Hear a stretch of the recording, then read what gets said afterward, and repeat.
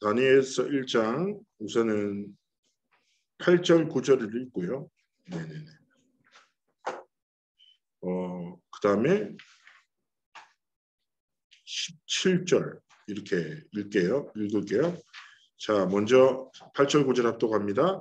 다니엘은 뜻을 정하여 왕의 음식과 그가 마시는 포도주로 자기를 더럽히지 아니하리라 하고 자기를 더럽히지 아니하도록 환관장에게 구하니 하나님이 다니엘로 하여금 환관장에게 은혜와 긍휼을 얻게 하신지라. 17절입니다. 하나님이 이 네 소년에게 학문을 주시고 모든 서적을 깨닫게 하시고 지혜를 주셨으니 다니엘은 또 모든 환상과 꿈을 깨달아 알더라. 아멘. 자, 우리의 삶에 중요한 거는 많은 사람들이 응답을 받고자 하죠. 그러나 응답을 뛰어넘어서 우리가 정말 발견해야 될 중요한 것들이 있습니다. 로마서 이제 말씀을 보면 바울의 갈등과 고민이 나오거든요. 로마서 7장 후반에 보면 내 마음속에 두 가지 법이 있다. 두 가지 법이 이게 항상 부딪힌다는 거예요. 첫 번째는 하나님의 뜻대로 살고 싶은 마음.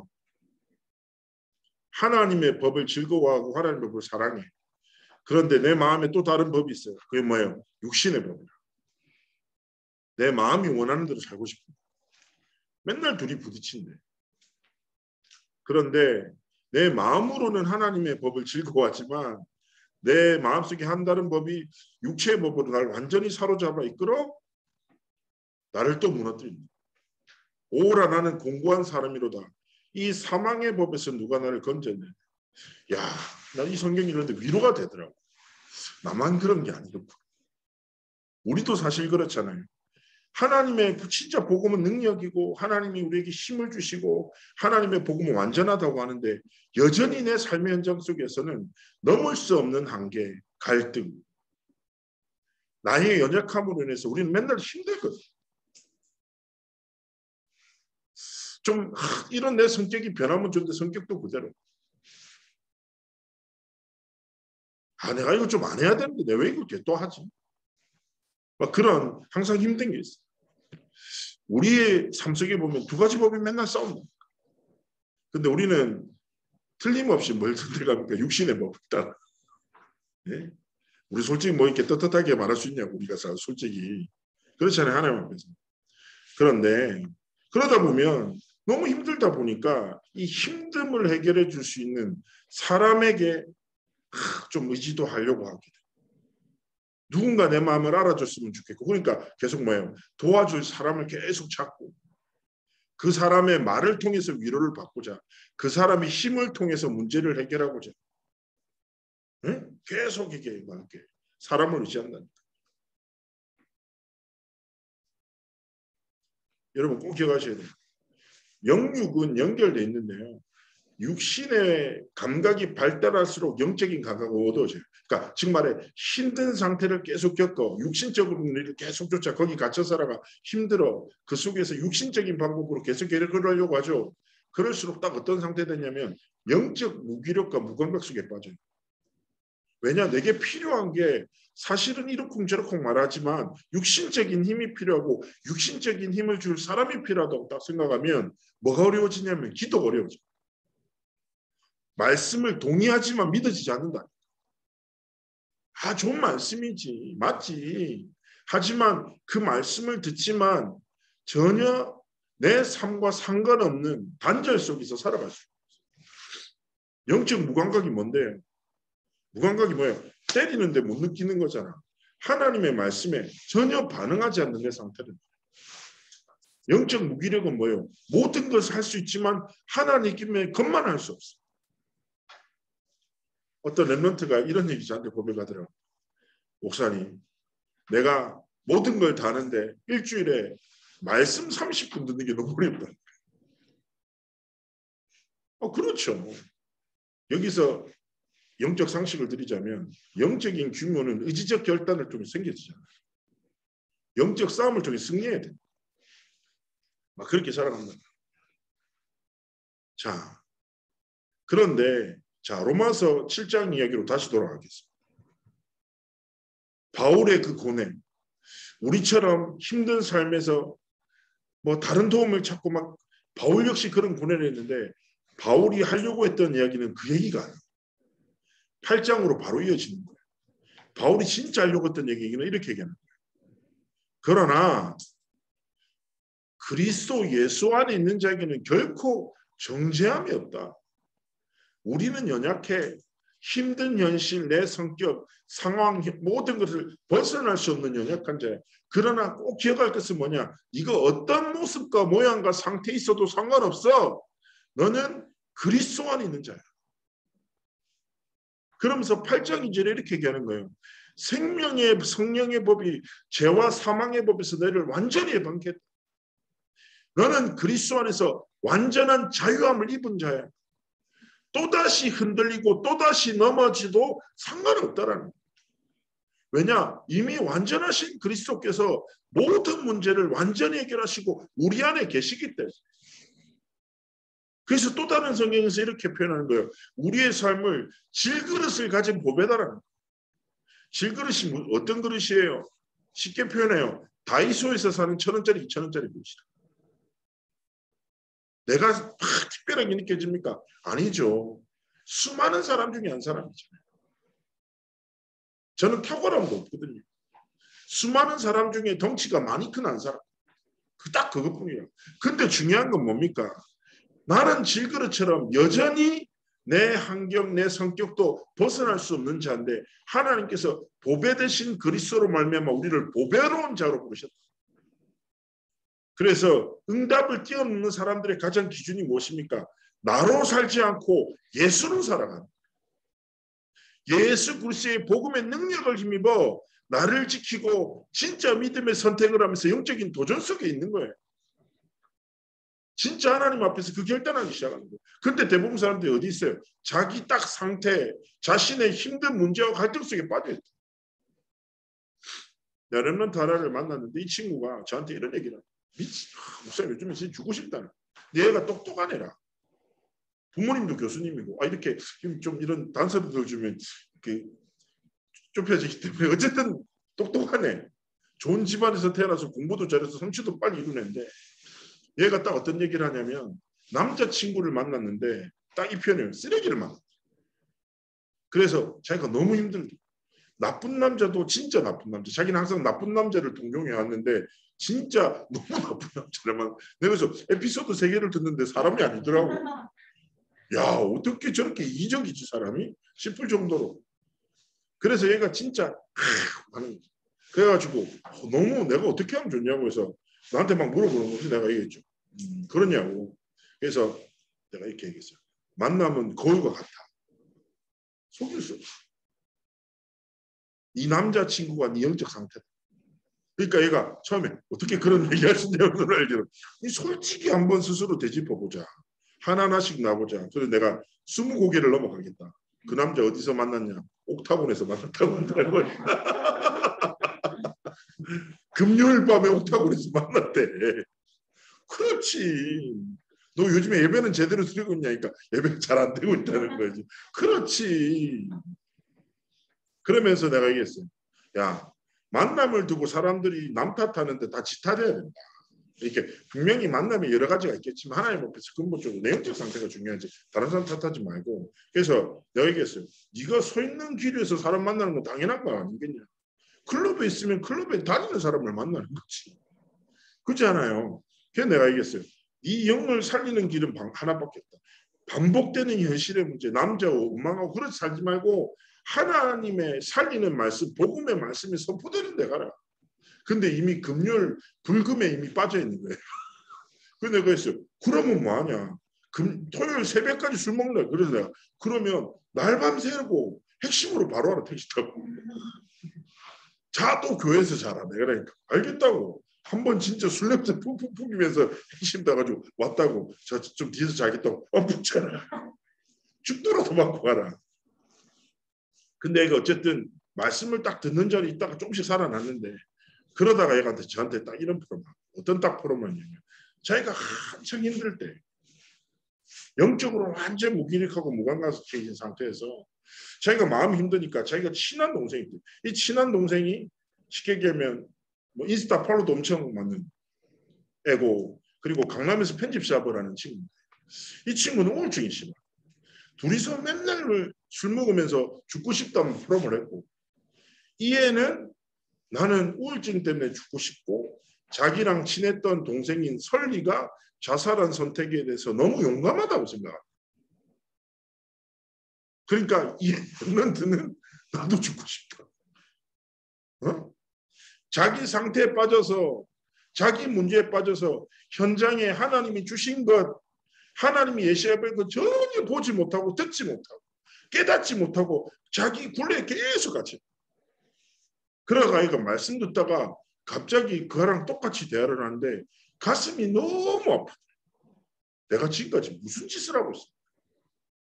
하나님이 이 아이한테 생명 주라고 내가 붙이셨는데 내 힘듦과 내 문제, 육신적인 일에 완전 사로잡혀서 영적인 걸 전혀 보지 못하고 듣지 못한 상태였습니다. 그래서 애가 울면서 얘기했대요. 진짜 누구야 미안하다. 내가 사실은 네 그 문제를 해결할 수 있는 답이 있는데 내가 말도 못하고 있어. 얘가 막 울면서 예수님을 전하고 그 자리에서 예수님 영접하면서 다락방이 시작되고 그 친구는 그 우울증 3년 동안 병원에서 치료받았던 그 문제에서 해결됐다. 자, 중요한 게 뭐라고요?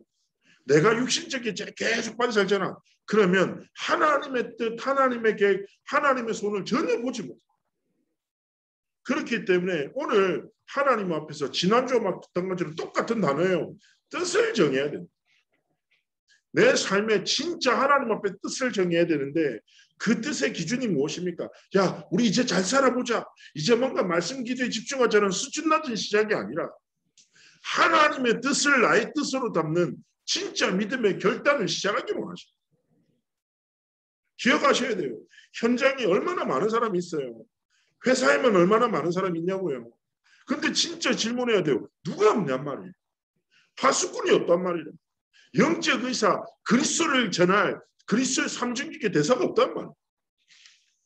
하나님 앞에서 잘 생각해야죠. 로마서 10장에 얘기입니다. 누구든지 주의 이름을 부른 자는 구원을 얻을 거야라고 해요. 그런데 이렇게 말하는 거예요. 믿지 않은 사람은 어떻게 부를 수 있냐? 듣지 못했는데 어떻게 믿을 수 있냐? 말해주는 사람이 없는데 어떻게 들을 수 있냐? 결국 무슨 말입니까?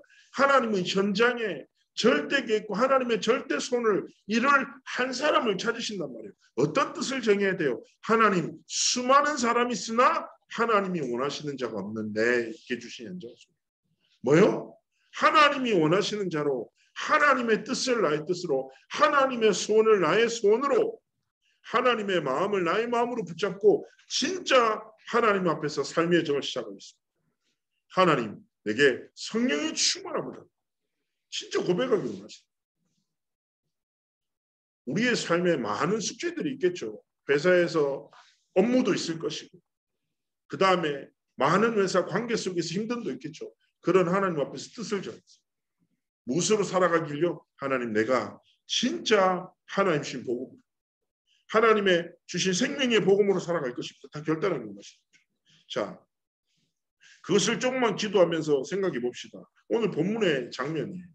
다니엘서 1장은 너무 유명한 본문이죠. 아주 간단하게 설명하자면 어떤 상황이냐. 바벨론에 80년 포로될 것을 하나님이 이사야를 통해서 알리셨어요. 하나님의 목적과 이유를 가지고 포로를 시절을 허락하셨는데 시드기야 왕이 그 하나님의 말씀을 듣지 않고 하나님의 말씀을 전했던 이사야에게 어떤 행동을 하냐. 넌 친바벨론파다 해서 감옥에 넣어.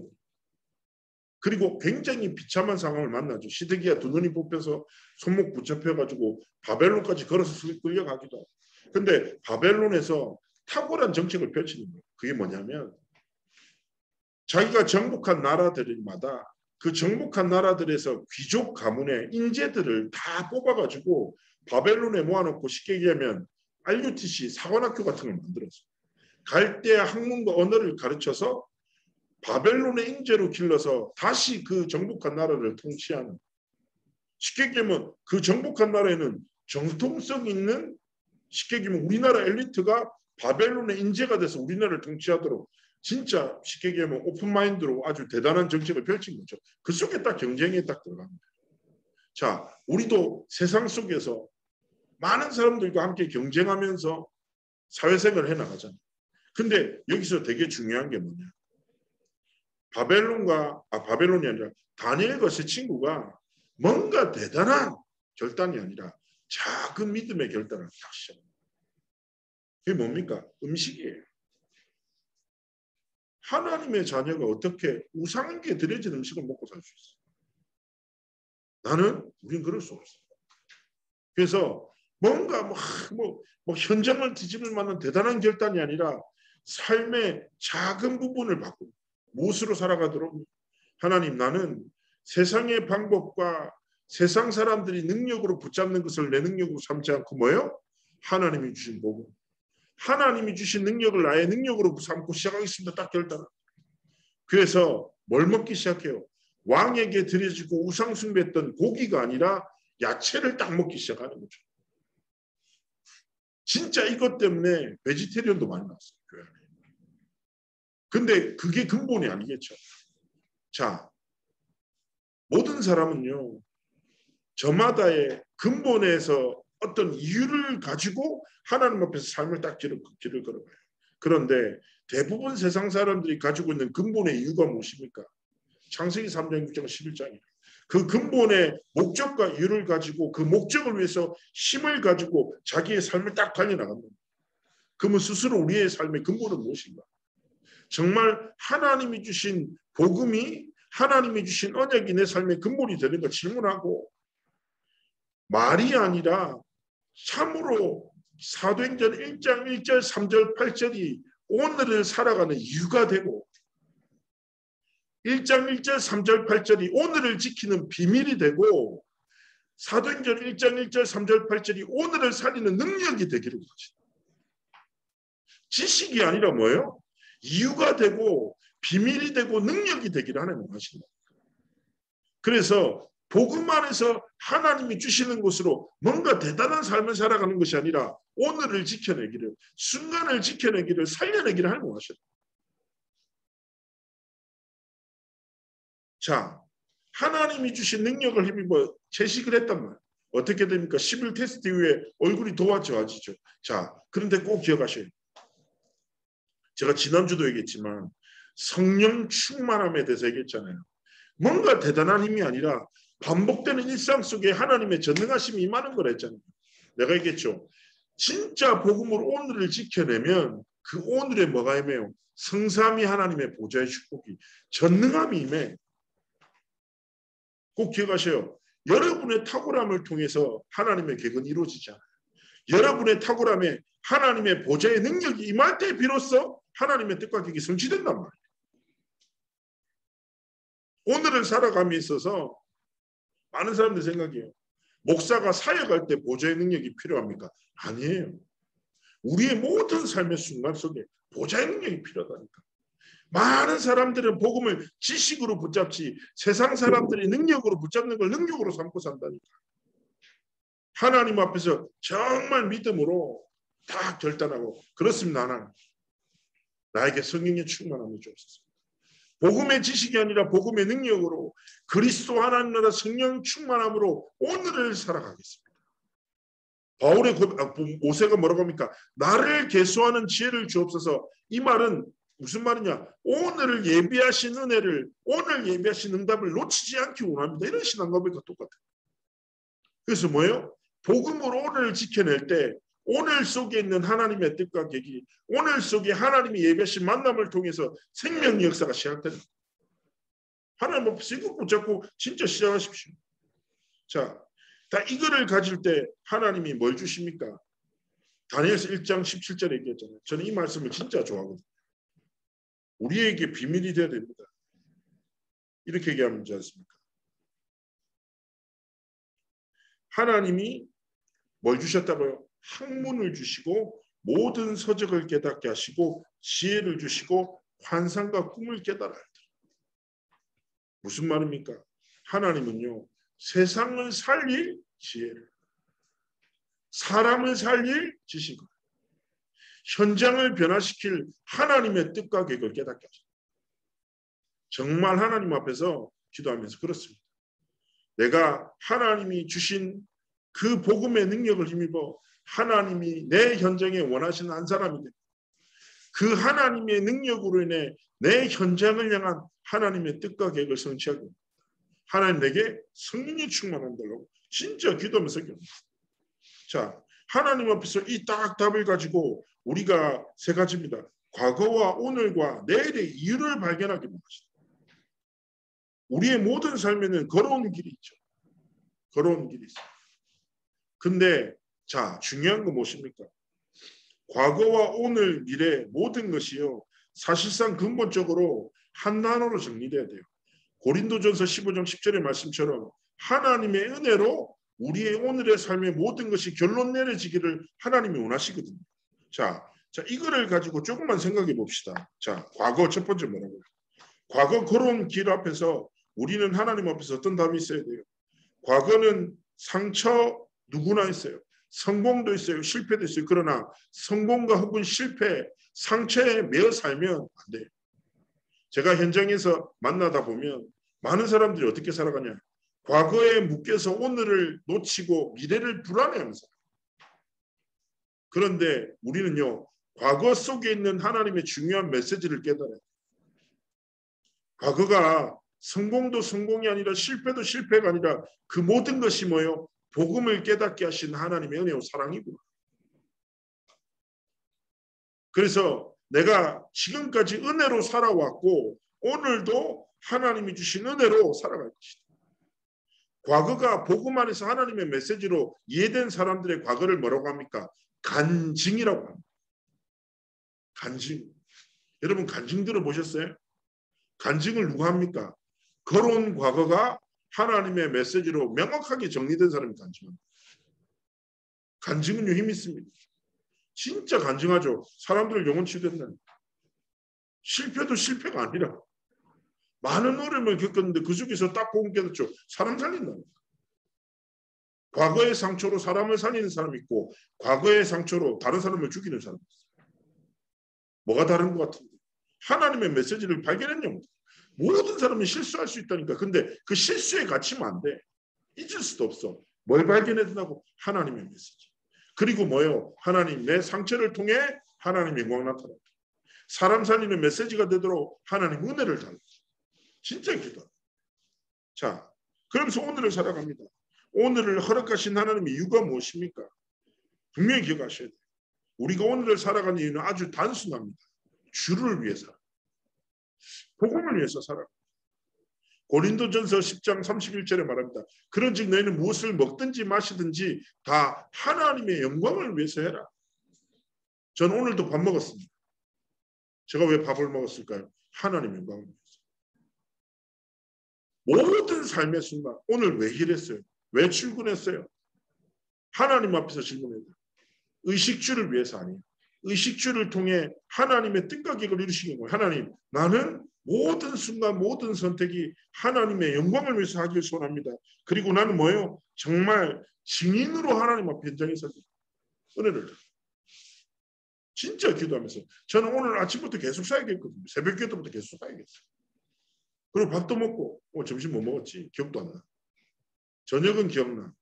계속 돈가스가 먹고 싶다는 생각이 확 들어가지고 가는데 하나님 돈가스 먹고 싶은데 맛집을 알려주. 진짜 이렇게 기도하면서 오늘은 하나님 돈가스를 먹는 걸 기뻐하실 것 같아요.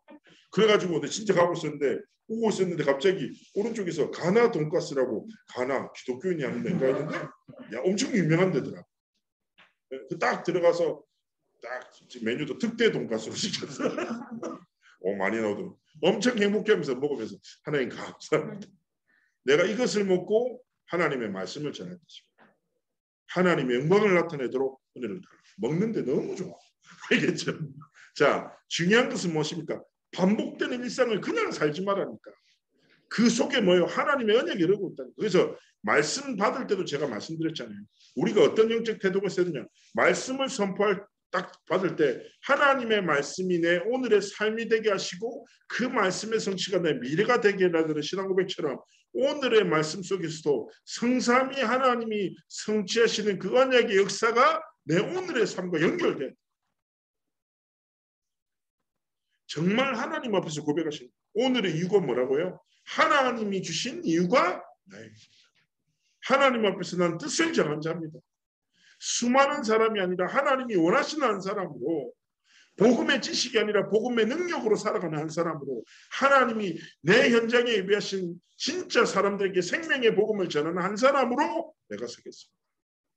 하나님 오늘의 삶을 통해서 영광받아라. 진짜 기도하는. 세 번째 무엇입니까? 내일의 이유를 아는 거예요. 왜 사는데요? 많은 사람들은 소유가 복이라고 하죠. 세상 사람들은. 근데 복이 성경에서 말하는 복과 그 다음에 세상에서 말하는 복의 개념 자체가 달라요. 단어는 똑같지만. 세상에서 말하는 복은 소유하는 거죠. 내일의 뭐요? 물질을 소유하고 건강을 소유하고 혹은 명예를 소유하는 것이 세상에서 복이라고 하죠. 그러나 꼭 기억하세요. 어떤 건강과 물질과 어떤 명예로도 인생에 다가오는 영적인 재앙을 결코 막을 수 없어요. 자, 성경에서 말하는 복이 뭔지 압니까? 하나님이 함께하는 것이 복이에요. 그 소유를 주신 하나님의 목적과 의도로 그 사람의 건강과 물질과 명예가 하나님 앞에 쓰임받는 게 복이에요. 저는 하나님 앞에서 고백합니다. 목회자이다 아니다 상관없어요. 저는 하나님 앞에 일생 동안 쓰임받고 싶어요. 시편 71편 18절에 저의 기도예요. 하나님 내가 늙어 백발이 될 때도 나를 버리지 마시고 주의 힘을 후대들에게 전하고 장래 모든 사람에게까지 전하기까지 나를 버리지 마십시오. 그 기도가 뭐예요? 하나님 나 끝까지 쓰임받겠어요. 하나님 앞에서 당연하게 평신도로서 중직자로서 하나님 앞에서 주신 미래를 두고 내일에 대한 어떤 이유를 가져야 됩니까? 하나님 나는 일평생 뭐예요? 진짜 살리는 증인의 길을 걷겠습니다. 무엇을 살려요? 현장을 살리고 가정을 살리고 후대를 살리고 진짜 미래를 살리는 증인으로 하나님 앞에 내 삶을 드리고 하나님 나의 일생을 하나님의 도구로 하나님의 영광을 위해서 사용하여 주옵소서. 하나님 앞에 쓰임받는 것이 최고 축복이에요. 그렇게 하나님 앞에서 뜻을 정하고 하나님 앞에 살아갑니다. 그 뜻을 정하는 사람의 방법은 무엇입니까? 24기도. 대부분의 사람들은 필요를 딱 줬지만 하나님 앞에 뜻을 정한 사람들은 뭘 기도해요? 하나님의 뜻을 놓고 기도해요. 하나님 앞에서 이유를 가진 자는 뭐예요? 하나님의 이유를 가지고 기도해요. 하나님 앞에 손을 품 자들은 하나님의 손을 붙잡고 24기도. 하나님의 뜻이 내 삶의 현장 가운데서 이루어지게 하시고 하나님의 손이 이루어지게 하시고 하나님의 이유가 명확하게 발견되지고 전달되지는 은혜를 정말 기도하면서 현장에 서기를 하나님이 원하시는 겁니다. 제가 이번에 막 신방을 이제 교회인 신방을 하다가 한 이제 분이 있는데 진짜 어려워요. 상황이 너무 어려워요. 뭐 얘기하시면서도 눈물을 흘리시고 근데 그 눈물이 내가 납득이 되고 이해가 돼. 딱 얘기를 듣는데 앞이 보이지 않겠고 내가 누구 집사님 괜찮습니다. 하나님 바라보십시오라는 말에 무게가 내가 쉽게 안 나가더라고요. 그럴 때 있거든요. 사역하다 보면 목사들은 정답을 얘기하잖아요. 자기도 잘 안 되거든. 근데 정답을 우선 말하고 봐. 뭐 이제 유광수 목사님 그렇게 살아계시지만 저 같은 이제 잔잔바리들 그렇게 안 된단 말이에요. 나도 똑같이 이제 갈등하고 뭐 돈가스 먹으면 성불하고 뭐 이런 수준인데. 근데 내가 진짜 하나님을 바라보라는 말에 무게가 확 느껴져. 근데 이게 맞는데 이걸 어떻게 전하면 이게 진짜 지금 집사님의 현실을 둘러싸고 있는 그 불신앙과 그 염려의 벽을 깨뜨리고 가슴에 들어갈까 계속 기도가 나와요. 그래서 내가 얘기했죠. 이렇게 얘기했어요. 집사님, 저는 1시간 예배 드리고 갑니다. 그렇잖아요. 나는 존말 다 하고 막 축복 기도해주고 그럼 세게 꽂고 가면 돼. 저는 하루에 그 반복되는 현실의 굴레 속에 24시간을 버티고 서 있는 집사님의 삶에 고작 1시간을 딱 던지고 갑니다. 근데 저는 집사님께 드릴 수 있는 말이 다른 말이 없다. 집사님도 안다. 그렇지만 믿어지지 않고 계실 거다. 그런데 다른 방법이 없다. 집사님의 염려로 해결될 수 있는 일도 아무것도 없다. 그러면서 제가 얘기했어요. 나는 이 자리를 떠나지만 절대 알지만 믿지 않는 한 가지 사실. 하나님은 집사님과 함께 하신다. 모든 순간. 그래서 제가 부탁했어요. 집사님, 뭔가 대단한 결단, 어마어마한 변화 기대하지 마시라. 하나님 앞에서 순간을 지키는 영적 삶에서 승리하시라. 그러면 하나님은 분명히 전능하신 능력으로 집사님 삶의 모든 것을 변화시킵니다. 저도 신앙생활을 되돌아보면 참 뭐라고 하죠? 좀 부끄러운데 제 신앙생활의 과거를 되돌아보면 두 단어로 정의되거든요. 망각과 배신의 연속이었어요. 맨날 까먹고 그리고 너무 사소한 것에 빼앗겨버리고 제가 잊지 못할 게 제가 주일 2부 말씀을 듣다가 가슴이 터질 것 같아 울었어. 쪽팔린데 미치겠는 거야. 말씀이 너무 막 내 온몸을 쳐. 막 내가 진짜 막 다 뒤집을 것 같은 그 성경에 완전 사로잡혀서 집에 가다가 마누라랑 싸웠거든요. 왜 싸운 줄 아세요? 왜 싸운 줄 아세요? 둘이서 맛있게 밥 먹고 고로케집이 있더라고. 그래서 내가 와이프한테 후식으로 고로케를 먹겠다 그러는데 와이프가 하나만 먹으래. 근데 내가 들어갔는데 달콤한 고로케가 있고 매콤한 고로케가 있는 거야. 근데 어떻게 한 개만 먹을 수 있어? 그래서 2개를 샀단 말이야. 그래서 차를 탔어. 근데 와이프가 얘기하는 거야. 항상 목사님은 그렇다. 내 말 안 듣는다. 그래서 내가 아니 나는 그저 2개의 맛을 보고 싶을 뿐이야. 아니래. 니는 내 말 안 들어. 아니라니까. 나중에는 이렇게 소리까지 쳤어. 목사가 고로케 2개 더 못 먹냐? 뭐 믿음 뭐고 다 줬다 살았지. 우리 그렇다니까. 근데요. 자, 솔직히 여러분 신앙생활 같이 하냐 우리?